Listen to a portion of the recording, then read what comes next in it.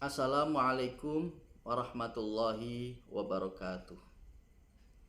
Teman-teman semua yang saya banggakan, video kali ini saya akan mencoba menjelaskan bimbingan skripsi pada pertemuan pertama kali. Jadi apa yang saya arahkan kepada mahasiswa ketika bimbingan pertama kali. Nah, ikuti terus video ini sampai habis. Jangan lupa subscribe dan komen ya. Kalau ada pertanyaan silahkan ditulis di kolom komentar nanti. Untuk bimbingan skripsi pertama kali yang saya sarankan kepada mahasiswa itu ada 3 hal penting ya. Yang pertama soal komitmen menulis skripsi yang bebas plagiat. Nah, ini yang pertama, nanti akan saya jelaskan satu persatu. Yang kedua, komitmen menyelesaikan skripsi dengan serius, bimbingan dengan rutin. Nah, ini komitmen yang kedua. Yang ketiga, yang saya sarankan kepada mahasiswa itu adalah mempelajari reference manager. Salah satunya yaitu adalah Zotero. Ini yang harus dipelajari ketika mahasiswa ingin menyusun skripsi, dan itu harus bisa, karena ini yang saya wajibkan. Oke, akan saya jelaskan satu persatu. Jadi yang pertama ini persoalan tentang komitmen menulis skripsi bebas plagiat. Biasanya mahasiswa yang sudah mendapatkan SK judul skripsi, jadi dia itu belum memiliki konsep ya semisal proposal, belum, tapi dia hanya menyodorkan judul di dalam SK itu. Kemudian saya memberikan arahan-arahan kepada mereka sebelum menyusun proposal. Nah, ini biasanya yang saya sampaikan di pertemuan pertama. Yaitu yang pertama kali adalah komitmen menulis skripsi bebas plagiat. Jadi ini selalu saya sarankan supaya mahasiswa itu di kemudian hari tidak ada persoalan. Ya. Karena apa? Karena skripsi yang dibuat mahasiswa itu nanti akan dipublish secara online, repositori kampus. Jadi mahasiswa ini karya skripsinya akan dinikmati oleh masyarakat luas, bisa dibaca oleh kalangan luas. Nah, karena ini dipublish secara luas, maka kalau kualitas tulisan kita jelek itu ketahuan. Nah, oleh karena itu pertama kali yang harus kita lakukan yaitu apa? Ya, antisipasi sejak dini. Jangan sampai menulis skripsi dengan banyak plagiat, copy paste atau copy paste ya, saling tempel. Jadi karena kejar deadline gitu kan, bikin skripsinya asal-asalan ya. Jadi yang penting selesai. Nah, di waktu kemudian ya, mungkin 5 tahun 10 tahun ke depan itu bisa jadi nanti orang menemukan, oh ini si A pernah plagiat, jadi menulis skripsinya plagiat, berapa halaman, berapa paragraf begitu, itu bisa terdeteksi. Apalagi sekarang, nah sekarang sudah ada teknologi pengecekan ya, ada aplikasi yang bisa mengecek seberapa persen similarity-nya, plagiatnya, kemiripan dengan orang lain. Nah, itu sangat mudah sekali. Misalnya aplikasi Turnitin ya, itu yang canggih, yang cerdas. Banyak aplikasi yang gratis juga gitu. Nah, ini saya kira mahasiswa harus memiliki komitmen ya, supaya menulisnya itu ya tidak ada unsur plagiat gitu. Nah, makanya ditoleransi kalau masih ada plagiat ya, similarity sekitar di bawah 30% itu normal gitu ya. Tapi kalau sudah di atas itu ya itu tidak diperkenankan. Oleh karena itu nanti sebelum ujian skripsi atau sidang skripsi, mahasiswa diminta untuk cek plagiarisme atau cek Turnitin. Maka dari awal ini sudah saya tekankan, biar kerjanya itu tidak 2 kali 3 kali berkali-kali gitu kan, mau sidang terhambat ya, terhambat karena similaritinya terlalu tinggi, ya akhirnya harus merevisi ulang yang panjang, yang revisi besar. Nah itu kan jadi 2 kali kerja, 4 kali kerja ya.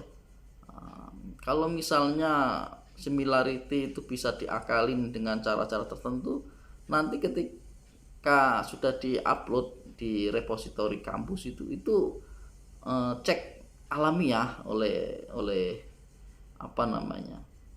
masyarakat.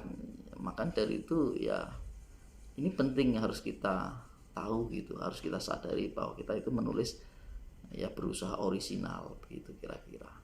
Ini yang saya tekankan pertama kali sebelum menulis proposal. Nanti di waktu yang lain, di kesempatan lain saya akan bikin video sendiri ya, bagaimana kita menulis bebas plagiat. Nah gimana cara itu, ada triknya sendiri.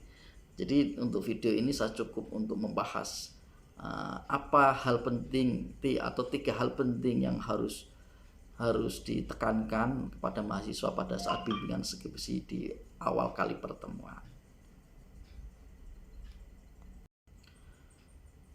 Komitmen yang berikutnya yaitu terkait pengerjaan skripsi yang serius, maksudnya ya simultan, terus menerus, continue gitu ya.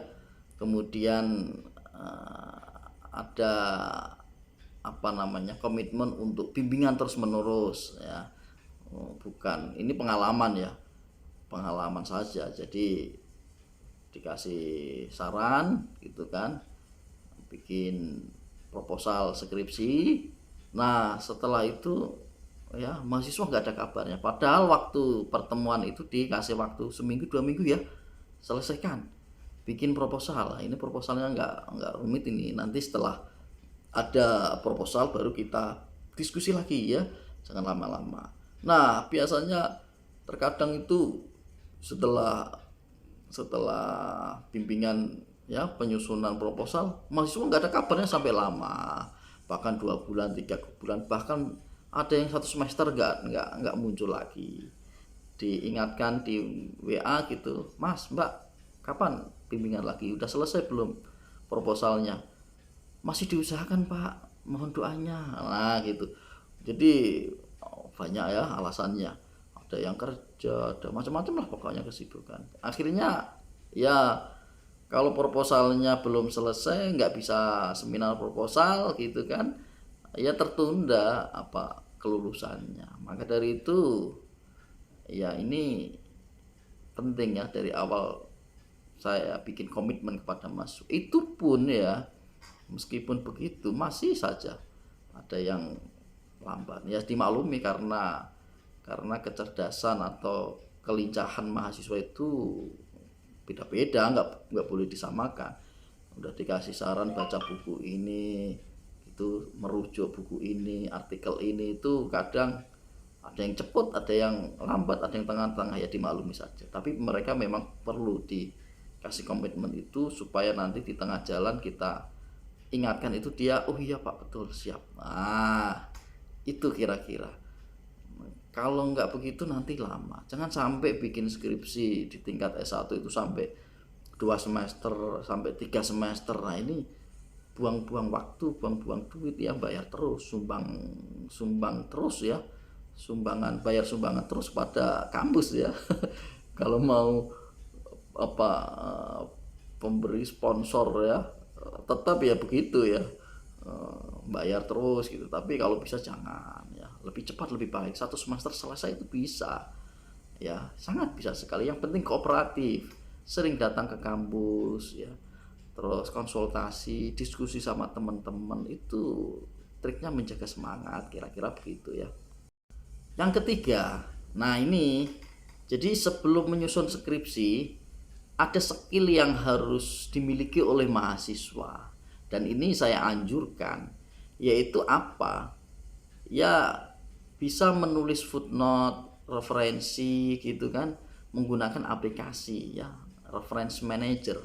Banyak sih reference manager itu, ada Mendeley, EndNote, kemudian Zotero. Tapi yang saya sarankan kepada mahasiswa itu menggunakan Zotero. Kenapa? Karena memang ini yang simple dan mudah gitu kira-kira.